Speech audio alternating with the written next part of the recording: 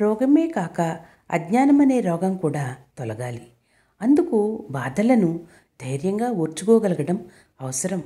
అందుకే వ్యాధి మరీ ప్రమాదకరం కానప్పుడు రోగిని తన వద్ద నుండి వెళ్ళిపొమ్మనేవారు బాబా. పరోక్షంగా కూడా ఆయన రక్షిస్తారని భక్తునికి తెలియాలి కదా. షిరిడీలోని కాకా దీక్షిత్కు తీవ్రంగా జ్వరం వచ్చి శ్యామ ద్వారా బాబాకు కబురు చేశాడు. ఆయన నేనేమీ వైద్యుణ్ణి కాదు, అతడిని ఇంటికి పొమ్మను అన్నారు. శ్యామ నివ్వెరపోయి అతడు మిమ్మల్నే నమ్ముకున్నాడు, జ్వరంతో ఎలా వెళ్ళగలడు అన్నాడు. సాయి తిరిగి కఠినంగా అలానే ఆదేశించారు.